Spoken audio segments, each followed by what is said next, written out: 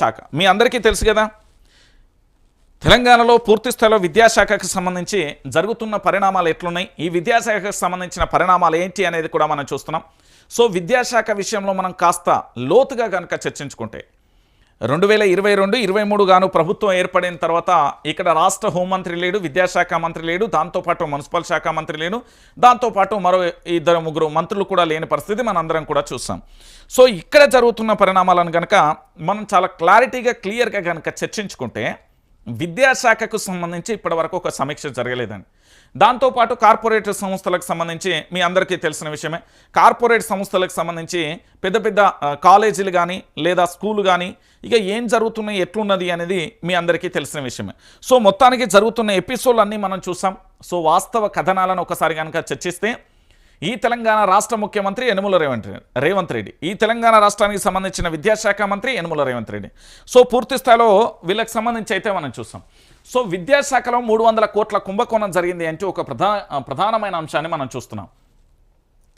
SSA vocational ట్రైనింగ్లో భారీ అవినీతి, నిబంధనలకు విరుద్ధంగా కాంట్రాక్ట్, 2024లోనూ అవినీతి ఆరోపణలు, గత ఏడాది జరగని వొకేషనల్ ట్రైనింగ్ అయినా తీరు మార్చుకొని అధికారులు తమకు నచ్చిన సంస్థకు ట్రైనింగ్ బాధ్యతలు అంటూ కూడా చెప్తున్న పరిస్థితి కనబడుతుంది. విద్యార్థుల జీవితాలతో విద్యా శాఖ చెలగాటమాడుతుంది. వొకేషనల్ ట్రైనింగ్తో విద్యార్థులకు స్కిల్ డెవలప్మెంట్ చేయాల్సిన అధికారులు కాసుల కోసం కకృతి పడుతూ వాళ్ళ ఫ్యూచర్ను నాశనం చేస్తుంది.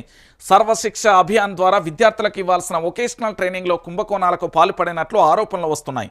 అధికారుల అవినీతికి గత ఏడాది విద్యార్థులకు వొకేషనల్ విద్యా దూరమై బుద్ధి మారనట్లుగా కూడా సమాచారం. వొకేషనల్ అంటే గత ఏడాదికి సంబంధించిన విద్యార్థులు కూడా పూర్తి స్థాయిలో వొకేషనల్ విద్యకు దూరమయ్యారు.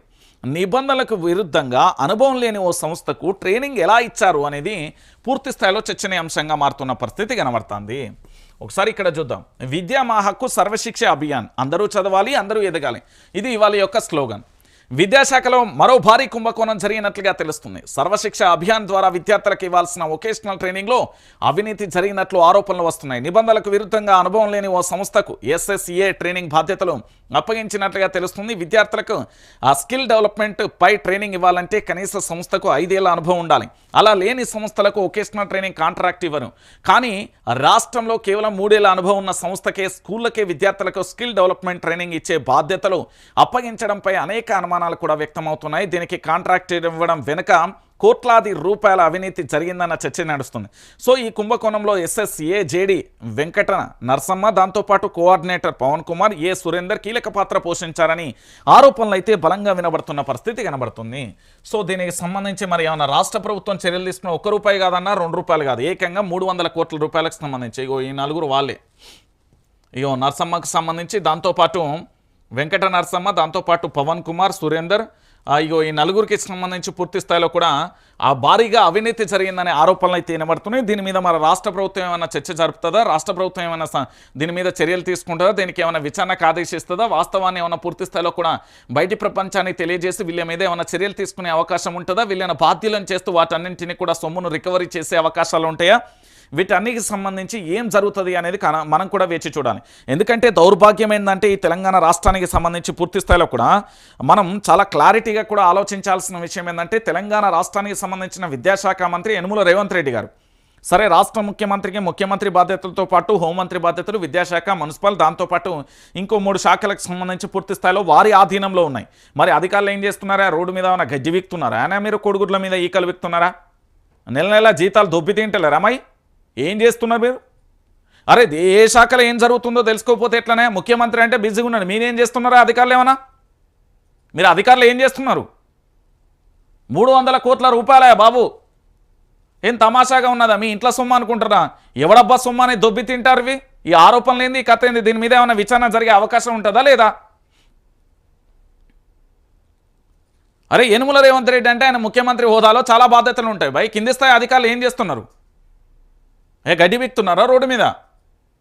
300 కోట్ల రూపాయలకు సంబంధించి ఇంత అవినీతి జరుగుతుందని పూర్తి స్థాయిలో అంటా ఉంటే ఏం చేస్తున్నారు ఇక్కడ రాష్ట్రానికి సంబంధించిన అధికారులు? అరే పందికొక్కుల్లా, దున్నపోతుల్లా, అడ్డగాడిదల కుంభకోణాలు జరుగుతున్నాయి తెలంగాణ రాష్ట్ర వ్యాప్తంగా అంటే మరి దీనికి విచారణకు ఆదేశించి అందులో విచారణ 300 కోట్లు జరిగితే రికవరీ చేయాలా, లేకపోతే పూర్తి స్థాయిలో ఇది ఆరోపణ అవాస్తవం అనేదన్న పత్రికా ప్రకటన ఇవ్వాలి కదా. రాష్ట్రానికి సంబంధించి ఏ శాఖకు సంబంధించి ఆ శాఖ భయంకరమైన అవినీతి జరుగుతుంది. ఇది నేను చెప్పిన మాట కాదు. సాక్షాత్తు మాజీ జేడీ లక్ష్మీనారాయణకి సంబంధించి వాళ్ళు ఒక దానికి సంబంధించి సర్వే సంస్థతో పూర్తి స్థాయిలో సర్వే చేస్తే ఇగో కాంగ్రెస్ ప్రభుత్వంలో ఇట్లా ఫైల్ జరపాలంటే దాని కింద లంచం ఇస్తేనే జరుపుతారు అనేది పూర్తి స్థాయిలో ఆరోపణలు వస్తున్నాయి. దాని గురించి ఏడబోయిందే 300 కోట్ల రూపాయలకు సంబంధించిన అవినీతి, దీనికి సంబంధించిన చర్యలేవి.